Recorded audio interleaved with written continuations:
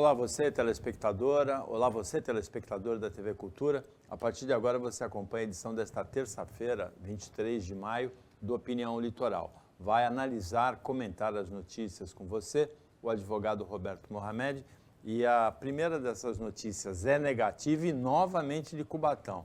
Agora a greve de professores insatisfeitos com os salários, já foram os melhores da região, hoje estão degradados. E também em solidariedade às funcionárias da limpeza, que o contrato com a terceirizada foi rompido, elas ficaram sem receber salários, sem receber benefícios, e os professores hoje, às 8h30 da manhã, foram para frente do Paço, agora estão novamente às 2 da tarde, e pedem 1 quilo de alimento não perecível para doar para essas funcionárias. Mohamed, boa tarde. Boa tarde, Paulo. É inacreditável como Cubatão se tornou terra arrasada com essa gestão. Não bastasse todos os escândalos, a falta de licitação, as coisas dirigidas, ONG safada trabalhando com idosos e depois com morador de rua. Nós dissemos aqui, quando os funcionários fizeram a greve, o contrato de terceirizado eu não consegui entender até agora. Como eu disse, e isso está na lei, isso é motivo para impeachment. Mas como a Câmara de Cubatão não cumpre com sua obrigação, isso não vai acontecer. Quando o Estado, e eu sou totalmente a favor disso, que veio de uns tempos para cá, para quem não sabe, a origem da proibição de concurso público para funções de manutenção, segurança, isso veio de uma época, de um escândalo que estourou na Câmara Municipal de São Paulo. As pessoas têm memória curta, então é bom lembrar. Lá na Câmara Municipal de São Paulo tinha concurso até para sapateiro, engraxate. Sapateiro não, engraxate. Aí estourou o escândalo de que tinha engraxate lá ganhando 8 mil por mês, 10 mil por mês. Mas tinha uma explicação para isso. O salário de engraxate era 1.000 e pouco por mês. Primeiro que eu não sei para que contratar engraxate. Mas tinha limpeza, era tudo concursado. Só que acontece o seguinte, filho de vereador, sobrinho de chefe de gabinete, fazia concurso, porque o nível era 1º grau. Para quem não sabe, antigamente o 1º grau é o ensino fundamental.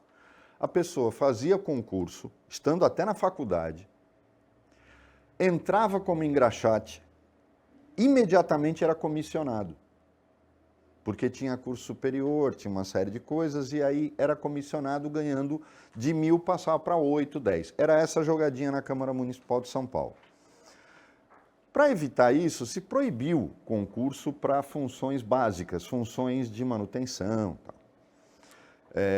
E aí terceirizou. Só que a terceirização ela tem uma série de regras para serem cumpridas. Por exemplo, eu só posso pagar a fatura de março para a terceirizada se ela apresentar todos os comprovantes de pagamento do mês de fevereiro. Ou seja, salários, fundo de garantia, INSS e o ISS que ela paga. E o Vale Refeição. Ela tem que mostrar que pagou para receber o mês seguinte. É assim que funciona. Ou seja, se prefeituras, Estado, seja lá o que for, cumprirem a sua obrigação, que é exigir a comprovação de todos os pagamentos feitos no mês anterior, nunca vai ter atraso de pagamento. Só que tem uma pergunta que tem que ser feita nesse caso e que a gente fez no último programa que nós falamos disso, quando estourou essa greve. A prefeitura está pagando a fatura da empresa?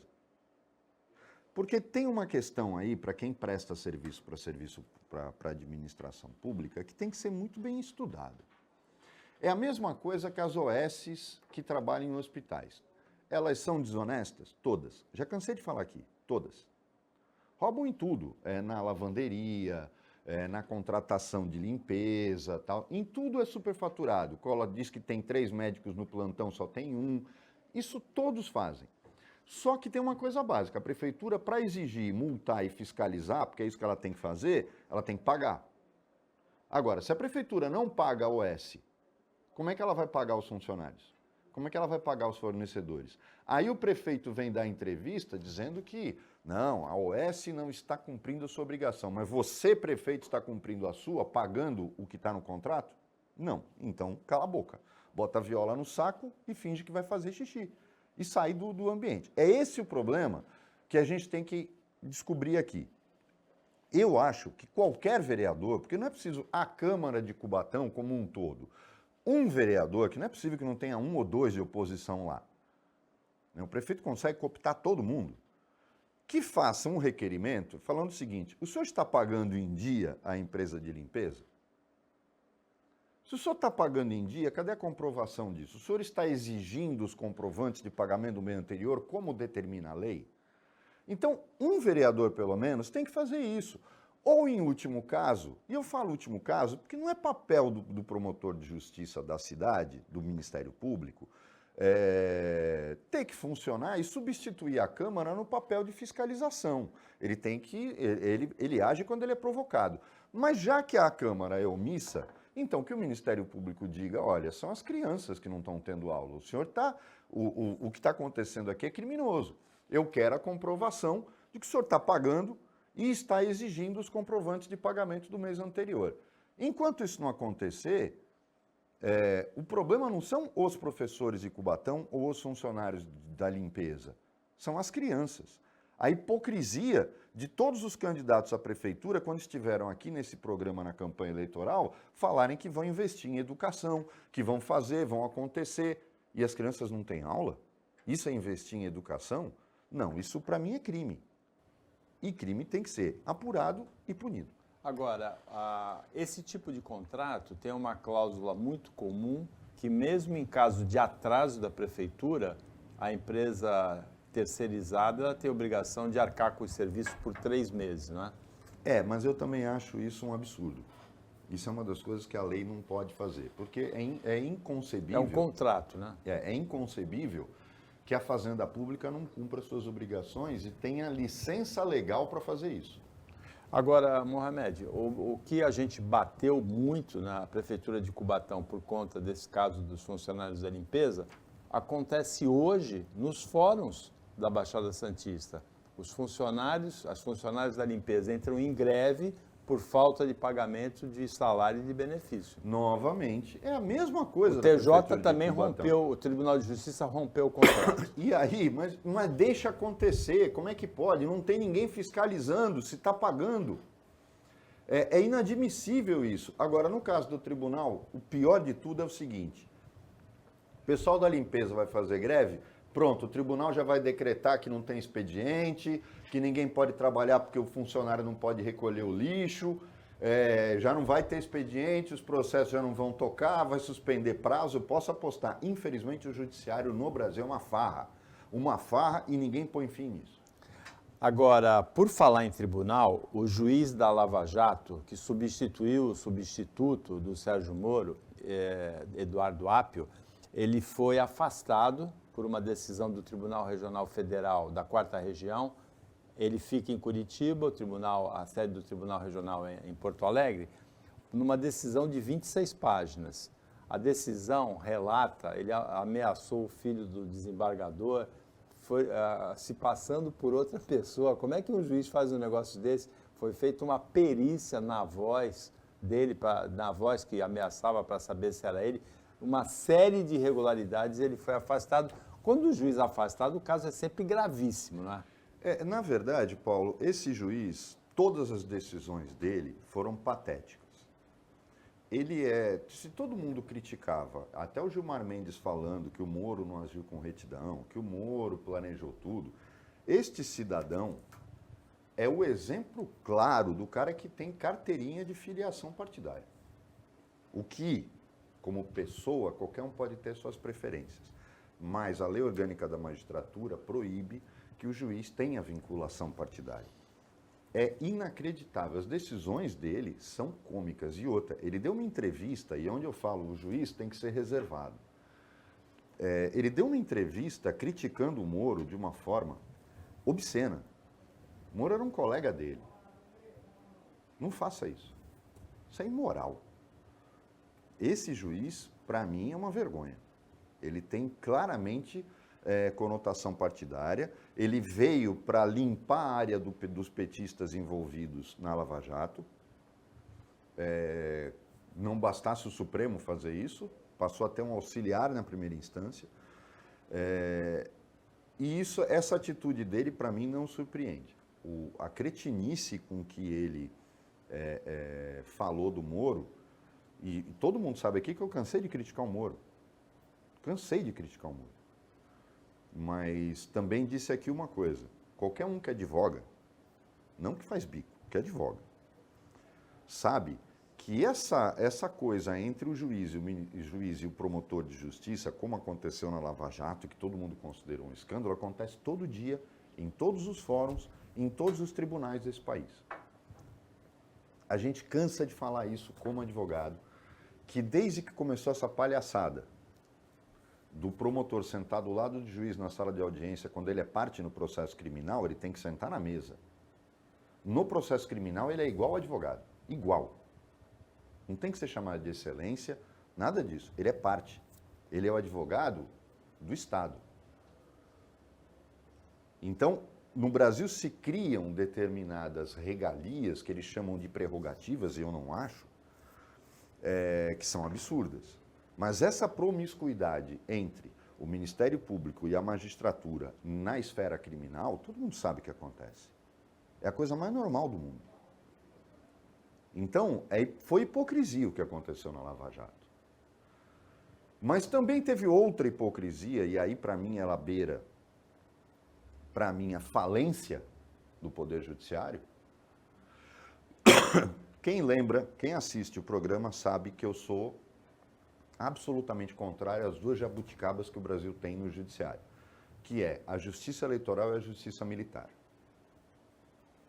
E por que eu sou contra? Elas não têm razão de existir. É só cargo e dinheiro jogado fora. Porque tudo que elas fazem pode ser feito sem elas. Vamos no caso da Justiça Militar, cansei de falar aqui. Militar comete crime militar, ele é julgado por uma corte marcial, formada por oficiais que vão atuar naquele caso, extraordinariamente, julgou o caso, todo mundo volta para o seu quartel. Justiça Militar não tem razão de existir. Nem nos estados, nem na União. O STM só consome dinheiro e não serve para nada. Eles não fazem nada o dia inteiro. A Justiça Eleitoral é o caso mais absurdo que você pode conceber. Quem organiza a eleição é o juiz de direito de cada comarca. Não muda nada, tendo ou não justiça eleitoral. Os TREs, Tribunais Regionais Eleitorais, e até pelo seu tamanho, podem ser substituídos por duas turmas do Tribunal de Justiça. Pega duas turmas do Tribunal de Justiça, estabelece a competência e eles vão julgar os crimes eleitorais. Acabou, não precisava ter o TRE. TSE. Pega uma turma do STJ, que tem 5 ministros, ou duas turmas do STJ, uma sessão, que são 2 turmas, são 10 ministros, e dá competência para julgar crimes eleitorais em grau recursal ou quando for a questão de eleições presidenciais e tal. Acabou o problema. Para que serve a justiça eleitoral? Para nada. Para nada. Ela é substituída pelo que nós já temos. Ah, mas e quem vai organizar a eleição? O STJ. Que eu também já cansei de explicar aqui. Muita gente fala, o Supremo não poderia tomar decisão política. Ele tem que tomar decisão política porque o Supremo é guardião da Constituição. Ele não devia nem ser o órgão máximo do Poder Judiciário. Este órgão tinha que ser o STJ. O STF é guardião da Constituição. Se a Constituição é uma carta política, é lógico que ele tem que ser político. Como a Suprema Corte americana. Ela não se mete no judiciário, a Suprema Corte. Por quê? Até que lá por ser uma federação, é totalmente diferente, o funcionamento da Justiça Federal é à parte, é competência própria. Os tribunais dos estados americanos não se submetem a nenhum tribunal federal. Só a Suprema Corte, quando ela julga em grau recursal matérias que foram julgadas pelos tribunais. Dito isso, eu vou falar aqui de algo que me incomodou profundamente desde a semana passada, que foi a cassação do Dallagnol. Eu nunca vi uma decisão tão escandalosa e unânime no tribunal. Os caras fabricaram a decisão. Isso está me preocupando muito, porque quando você vê um governo vingativo manipulando o judiciário a seu favor, isso é muito preocupante. O Dallagnol foi cassado por quê? Eu vou explicar como é que funciona funcionário público quando pede demissão. O funcionário público entra com pedido de exoneração. O órgão a qual ele pertence avalia se ele responde a algum processo administrativo. Ter um processo administrativo não quer dizer que ele não pode pedir exoneração. É analisado se aquele processo pode terminar em cassação, exoneração ou aposentadoria compulsória. Se o tribunal entender que não, o máximo que pode acontecer é uma suspensão ou uma advertência, e isso pode ser transformado em multa pecuniária, ele autoriza a demissão do funcionário. Quando o Dallagnol pediu a exoneração do cargo de procurador, ele, ao pedir, ela foi analisada pelo Conselho da Magistratura, do Ministério Público, que, ao autorizar a exoneração, porque ela não é um ato unilateral, ao contrário da demissão do funcionário seletista, que pede demissão e o patrão não pode se recusar, no caso do servidor público, não é ato unilateral. Ele pede exoneração e o órgão a qual ele pertence, na qual ele atua, autoriza ou não a exoneração, concede ou não, a partir da publicação. Quando o Ministério Público autorizou o Dallagnol a se desligar e publicou a exoneração dele, ele já tinha verificado que todos os processos disciplinares que ele tinha, nenhum deles poderia ser punido com exoneração. Senão, o Ministério Público não teria dado, o Ministério Público Federal, não teria dado, autorizado a exoneração dele. Simples. Aí o TSE, numa sessão absurda, parte do pressuposto de que ele quis enganar a justiça, ferindo a ficha limpa, porque ele pediu exoneração com processos administrativos correndo que poderiam resultar em exoneração a bem de serviço público ou aposentadoria compulsória. Gente, isso é exercício de adivinhação e desrespeitando o órgão de origem, que é o Ministério Público Federal. E o parecer do Ministério Público Federal nos autos, naquele caso atuando como fiscal da lei, porque tem que ter o parecer do Ministério Público, foi contrário à cassação. Ou seja, o tribunal andou para o parecer do Ministério Público e cassou o Dallagnol numa clara demonstração de parcialidade e de encomenda. Isso, para mim, foi uma vergonha. Vergonha o que aconteceu na cassação do Dallagnol. E mostra um caminho perigoso para onde a gente está indo. A opinião volta depois do intervalo, é rapidinho, fica com a gente.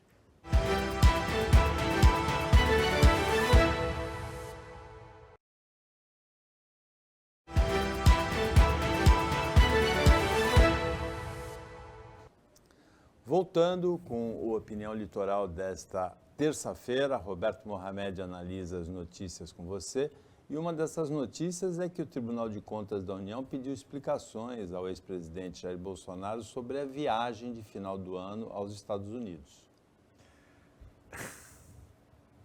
Também vou pedir ao telespectador que lembre o que nós falávamos durante a campanha eleitoral. Que nós, e aí o Paulo e eu pensávamos da mesma forma, nós íamos escolher o pesadelo que a gente ia ter em 2023, a partir de 2023. Nem eu, nem ele votamos com convicção. É normal, eu declarei aqui que eu ia votar no Lula, mas não votei no Lula porque eu faço L, porque eu acho que ele é inocente, muito pelo contrário. Eu tinha 2 montes de porcaria na mesa, eu tinha que escolher o que fedia menos. Simples. Mas eu acho muito curioso o TCU pedir explicações ao Bolsonaro sobre a viagem feita no final do mandato dele e não pedir nenhuma explicação ao Lula dessa farra que ele fez agora com 3 meses de governo. Eu acho que o TCU tinha que pedir explicações por que ele levou o Stedley, que dirige um movimento que pratica invasão de terras, portanto crime no Brasil, não importa se ideologicamente, é movimento, como o André disse aqui, o André Roncalha, não, porque tem a reforma agrária. Ninguém está falando de reforma agrária, nós estamos falando de invasão de terra produtiva. Stedley é bandido. Rainha é bandido. E bandido tem que estar na cadeia, não na delegação que foi para a China, com dinheiro público, viajando num avião da FAB. O TCU tinha que explicar quem pagou a conta da viagem do Stedley. Como o TCU tem que perguntar, as pessoas têm alguns problemas, os petistas principalmente, porque eu ouvi isso no fim de semana. Você queria que o presidente se hospedasse num hotel 3 estrelas? Ninguém está questionando isso. Não precisa ser o mais caro, mas tudo bem, ele pode até ir. Não precisa levar 40 pessoas, e o que é pior, dá dia de folga para essas 40 pessoas fazerem comprinhas na Avenida Liberdade, em Lisboa, porque não tem agenda. Uma viagem de um presidente da República a um país estrangeiro com dia livre é a coisa mais absurda que eu já vi. É tão ridículo quanto o Bolsonaro comendo pizza na rua porque não tinha tomado a vacina, quando foi para Nova York. É tudo muito ridículo. Agora, quando o presidente vai para a Inglaterra e se hospeda no hotel mais caro de Londres, para a posse do rei, com toda a sua comitiva. E eu não falei nada de Lisboa, porque a embaixada não é uma coisa 5 estrelas, mas é muito bonita. Mas vou dizer uma coisa para vocês. Quem já viu como é a embaixada brasileira em Londres, em Paris ou em Berlim, e a casa do embaixador, sabe que nenhum hotel, por mais caro que seja, é tão luxuoso quanto as instalações diplomáticas brasileiras. Ou seja, quando eu, presidente, estou dizendo para o Congresso, votar um arcabouço fiscal, estou pedindo dinheiro para o Bolsa Família, preciso ter superávit, eu tenho que, no mínimo, me preocupar em dar um exemplo. Eu duvido que esse hotel luxuoso, onde o Lula ficou em Londres, tenha o mesmo luxo e o mesmo padrão que ele teria na Embaixada Brasileira em Londres. Então, para que ficar? Ah, lógico, lá não cabe a camarilhada toda. Porque ele não consegue viajar sem rabo. Mas é sempre muito grande. O PT faz farra com viagem, mas já fez durante os 8 anos do Lula. Mas o que para mim é uma hipocrisia sem limites é o TCU pedir explicação para o Bolsonaro sobre isso e não mandar um ofício sobre as viagens que o Lula fez com 4 meses, 5 meses de governo. Isso, Paulo, para mim, é uma tremenda hipocrisia. Agora, Mohamed, você sempre falou aqui, e falou hoje também, de uma certa maneira, não assim diretamente, que a função do promotor é sentar do lado do delegado na investigação do Ministério Público, e não do lado do juiz. Tem uma pauta no Supremo nessa semana que tem relação com isso, que é a divisão do processo em 2 juízes. É aquele juiz de garantia. Então, um juiz seria o que daria autorizações para as investigações, quebra de sigilo, prisões, e o outro seria o que julgaria o réu. Como que você vê esse julgamento pautado para essa semana no Supremo? A ideia não é ruim, né? Há muito tempo que já se fala isso. Se o judiciário pegasse, porque há uma estrutura que praticamente já existe, era só adaptar, por causa dos juizados especiais criminais, para pequenos delitos. Uma das coisas que há muito tempo a gente fala, que agiliza, principalmente em operações. Operações especiais, quando você entra numa favela, num morro, ou quando você faz uma operação com vários mandados de prisão, é a figura do juiz de instrução criminal. O juiz de instrução criminal Eu acho que poderia até mudar o nome, o juiz de garantia, mas eu acho que funcionaria bem. Você tem um juiz que faz toda a instrução criminal prévia, na fase do inquérito, autoriza escutas, que é essa função, vai ser a função do juiz de garantia. Autoriza escuta, emite mandado de prisão, mandado de busca, de interceptação telefônica. É ele que cuida de tudo isso. E quando o réu é preso ou o investigado é conduzido, ele atua imediatamente. A partir dali, quando entra a denúncia, passa para o juiz do processo. Uma das coisas que tinha que acabar no Brasil, e eu ouvi de promotores que são a favor disso, é você abrir o contraditório na fase de inquérito. Por que que isso agiliza? O Brasil parece que fabrica cada vez mais leis para não punir ninguém. E a gente vai pagar um preço alto por isso. A hora que você desestimular a polícia a trabalhar, meu amigo, acabou. A gente critica a nossa polícia, mas os caras ainda trabalham. O problema é quando eles a falarem, não adianta. Quando você abre o contraditório na fase de inquérito, permitindo que o advogado do investigado possa contestar uma prova, tá? Vai demorar. Amigo, nada demora mais do que mandar um inquérito a cada 30 dias para o fórum, para o promotor dizer que dá prazo, volta para o juiz, acaba com essa palhaçada, em primeiro lugar. O inquérito não tinha nada que passar pelo juiz. A menos no juiz de instrução quando você pede alguma coisa. Interceptação, mandado, coisas assim. O inquérito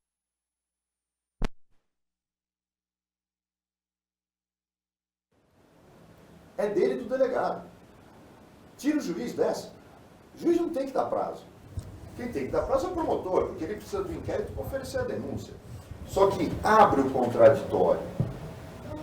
E aí o juiz de instrução é o cara que, se o advogado falar, pô, você não está respeitando o meu direito, aí ele vai no juiz de garantia, no juiz de instrução.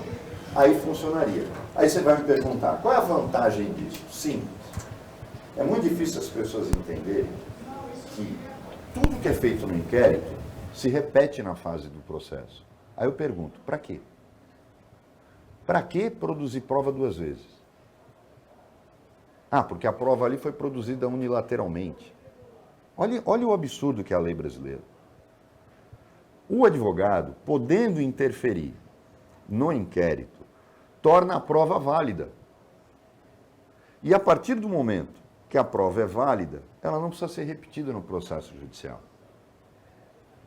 Isso é um princípio muito simples, que economizaria um tempo absurdo no processo. Ou seja, quando a denúncia é feita, as provas já foram produzidas. Vão ser produzidas novas provas ou provas adicionais, o que reduziria o tempo. Isso já seria um avanço absurdo. Então, Paulo, eu não sou contra o juiz de garantia, que, na minha opinião, é esse juiz de instrução, que vai atuar lá no inquérito, que tem que ser do Ministério Público, vendo se o contraditório está sendo respeitado. Seria esse o nome dele, justamente aí legal, juiz de garantia. Para quê? Para diminuir o tempo de duração do processo e não aumentar. Eu, por exemplo, que não milito na área criminal, não consegui entender até hoje por que que os prazos processuais foram aumentados no processo civil com o advento do processo digital. Para quem não sabe, antes um prazo de 15 dias corridos virou 15 dias úteis. Sabe o que significa isso? De 15 passou para 25.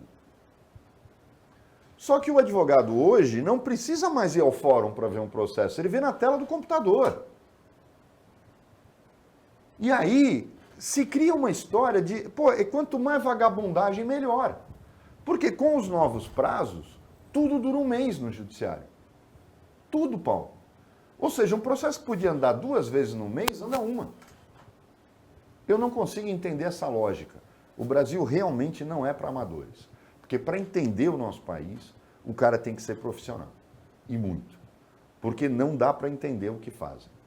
O processo digital não agilizou nada. Por quê? Aumentaram os prazos e os juízes estão levando o mesmo tempo para tomarem decisão. Então, qual foi o avanço? Era melhor como era antes. Agora, se o processo digital faz com que eu, advogado, por exemplo, a publicação de quem é advogado sabe do que eu estou falando. A publicação é uma coisa que não tem sentido, porque a partir do momento que o advogado, com a senha dele, acessa o processo, está marcado que ele foi intimado.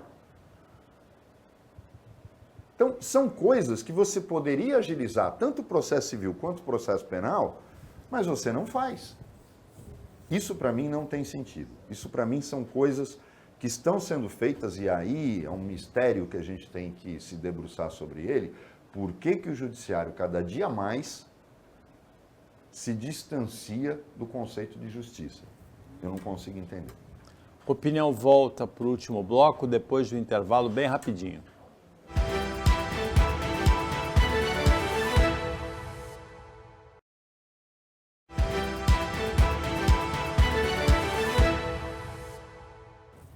Voltando com a Opinião Litoral, agora é o último bloco dessa terça-feira. O Roberto Mohamed está analisando as notícias com você.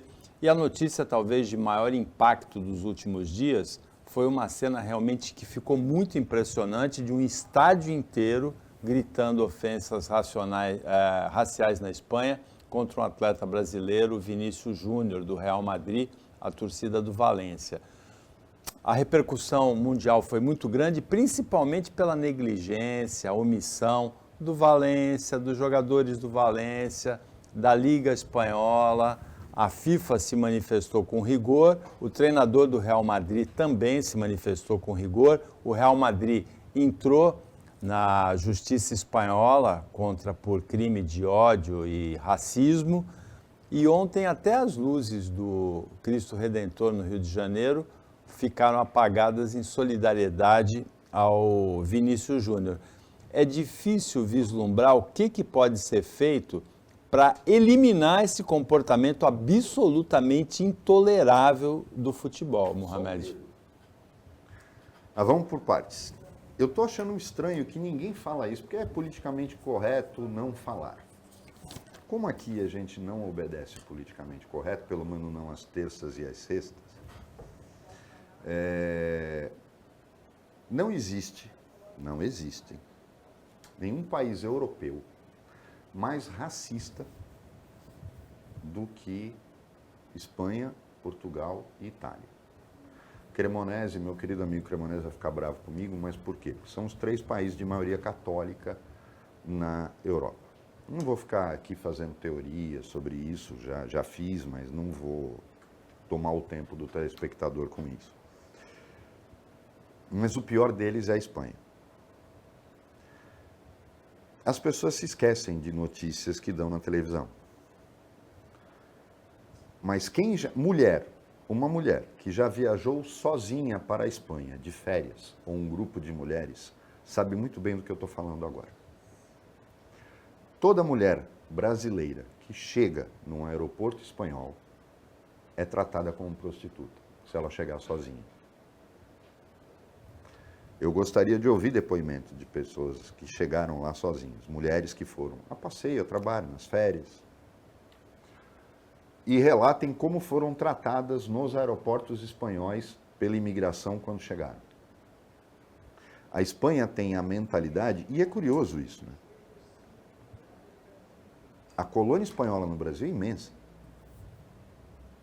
Se a Espanha fosse esse sonho de primeiro mundo, eles tinham voltado para lá, né? Ou mandavam seus filhos de volta, porque eles têm cidadania. Um país que passou por uma ditadura sangrenta, que vive em ódio dentro dele mesmo, todo mundo sabe do que acontece nos Países Bascos, que na verdade é uma região pequenininha ao norte da Espanha, e na Catalunha, cuja capital é Barcelona, que não querem ser da Espanha, não se sentem espanhóis. São obrigados a viver sob o jugo da Espanha.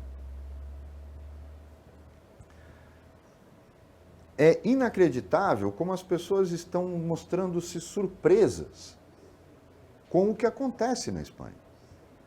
O espanhol não gosta de latinos. Eu não sei se ele tem o ranço de ter tido as colônias e perdido todas elas.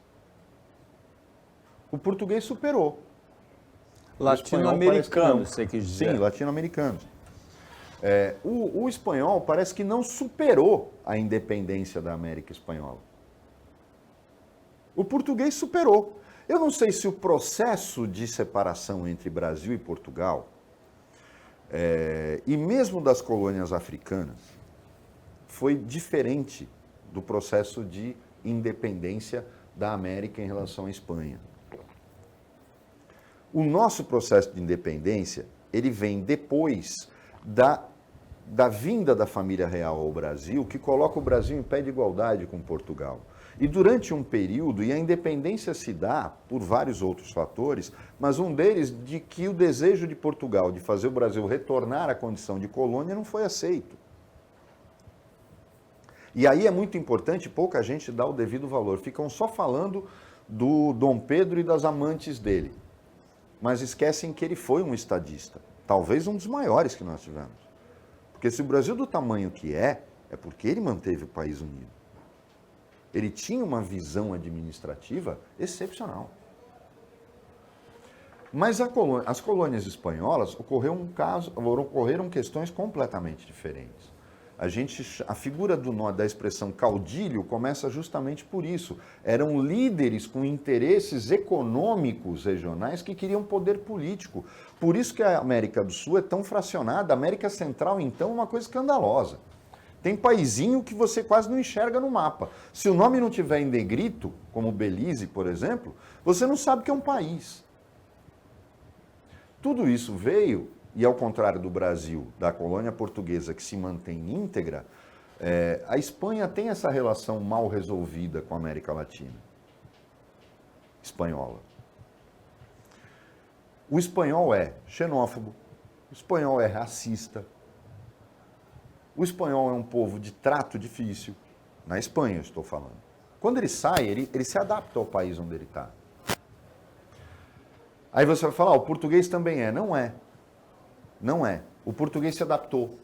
A entrada de Portugal no mercado comum europeu foi muito mais fácil porque o povo entendeu, manteve a sua identidade. Por exemplo, o cigarro é banido em quase todos os países da comunidade europeia, mas em Portugal você pode fumar nos cafés, na rua. Porque quando quiseram proibir, quase teve revolução. Se não me engano, é o país onde o número de fumantes é o maior proporcionalmente à população, é Portugal. Mas na Espanha, eles são refratários aos estrangeiros. E que estrangeiros? Africanos e latino-americanos.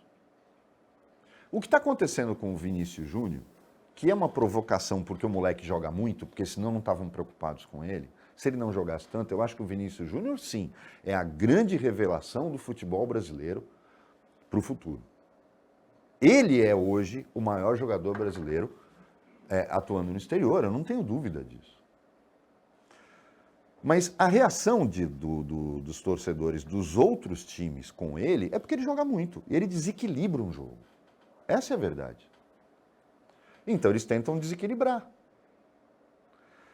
Só que vamos pensar uma coisa, a FIFA acertou na mosca, e é raro a FIFA fazer isso.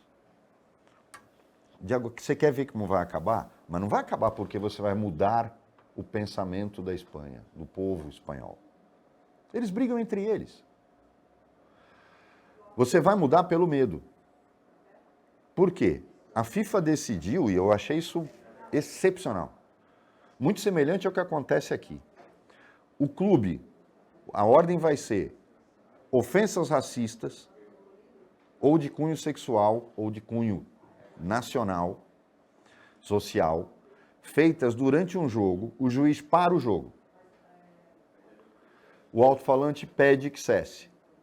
Não cedeu, voltou a xingar, o juiz termina a partida e considera como WO, dá a vitória para o time adversário, dá os 3 pontos para o time contrário à torcida que xingou. Paulo, você vai matar isso, porque aí o torcedor vai ser responsável pelo time dele até ser rebaixado. Você vê, neste jogo, o Sevilha ganhou. Valência. Se a regra tivesse valendo, ele perderia os 3 pontos. E o Real ganharia e seria rebaixado. Então você vê, e quem seria responsável pelo rebaixamento? A torcida do Valência. Seria merecido. Essa regra já tinha que estar valendo há muito tempo. A FIFA só fez isso agora porque ganhou uma conotação enorme. E aí entrou a figura triste do presidente da Liga Espanhola. As pessoas, às vezes, não conhecem a história das pessoas. Vou pedir para o Davidson colocar a foto do elemento aí. É um elemento. O presidente da Liga Espanhola, quando era jogador de futebol, porque ele foi jogador de futebol, ele era racista, violento, arrumava problema com todo mundo, até no vestiário, no próprio time, não gostava de jogar ao lado de jogadores negros. Ele sempre deixou isso claro. Ou seja, a história de vida do presidente da Liga Espanhola é triste, porque ele é racista, ele é xenófobo. Desde que ele era jogador de futebol. Aí quando ele vai dar uma declaração dizendo que o Vinícius Júnior tinha que ter pedido desculpas e que o Vinícius Júnior exagerou, ele está sendo coerente com a história de vida dele. Ele jamais poderia ser presidente da Liga Espanhola. Uma liga que tem dinheiro, que tem fama, que tem alguns dos melhores jogadores do mundo desfilando por lá e que são negros, são latino-americanos, são africanos. Olha a cara do elemento. Você já olha para ele, você vê claramente que boa coisa não é. Então, a declaração dele não me surpreendeu. A ação rápida da FIFA vai colocar esse elemento no lugar dele. Porque ele tomou uma pancada que eu acho que ele em breve cai. Mas não me surpreendeu, porque ele é racista, ele é xenófobo, desde o tempo que jogava a bola. E você acha que o Corinthians, com os gritos da torcida, os gritos homofóbicos, pode ser punido também? Já deveria. No Brasil tinha que estar valendo. Essa regra da FIFA é o seguinte, a regra da FIFA ela vale para todo mundo. A FIFA não faz uma regra para o futebol espanhol. Ao determinar isso, vai valer para todas as confederações. O juiz para o jogo. O juiz para o jogo, pede para parar. Não parou, perde os pontos. Isso vai valer no mundo todo. Isso vai acontecer também com a torcida. Então, não é só racista. A discriminação de gênero está incluída. A FIFA não vai mais admitir que as torcidas ofendam jogadores do time adversário com ofensas de cunho racial ou de gênero. E o que vai acontecer é que os times vão perder pontos e vão ter que pagar caro por isso. E quem vai ser responsável? As torcidas. Então agora eu acho que a gente começa a caminhar para a única coisa que infelizmente o coletivo tem medo, respeita, o medo. Porque no caso anterior de arremesso de objetos no campo, em jogadores adversários ou no juiz, hoje a torcida fiscaliza para que ninguém faça isso. Porque vai perder o mando de jogo. Porque perde mando de jogo, né? Só que eu acho que perder pontos é mais efetivo. É a mesma coisa que eu canso de dizer aqui. A gente tem um sistema carcerário enorme, superlotado. Eu acho que existem determinados crimes, como é o caso da corrupção, estelionato, da fraude, da sonegação. Você não pode botar o cara na cadeia. Porque não vai resolver o problema. É punindo com multas realistas. Eu, às vezes, dou risada com as multas que a justiça criminal determina. 10 mil, 20 mil. O cara rouba uma fortuna. Eu nunca vou me esquecer do escândalo da roubalheira no Portos, fundo de pensão dos funcionários portuários, dos trabalhadores portuários, que foi saqueado pela diretoria, saqueado na época, milhões que hoje representam bilhões. E os funcionários estão tendo que pagar, os aposentados do Portos estão tendo que pagar 20% do que ganham para cobrir rombo, feito por uma diretoria de ladrões. Sabe qual foi a pena para os caras? 6 mil reais de multa. Pô, o crime compensa. O cara rouba milhões e ele é condenado a pagar uma multa de 6 mil reais. É isso que não dá resultado, Paulo. Chegamos ao final do Opinião Litoral desta terça-feira, agradecendo ao Roberto Mohamed a participação como comentarista, o trabalho da equipe técnica de jornalismo do Sistema Costa Norte e agradecendo a você que acompanhou a gente mais essa edição. Até amanhã, nesse mesmo horário novo, de 1h30 da tarde, ou na reapresentação pouco depois da meia-noite. E uma ótima terça-feira para você que você merece.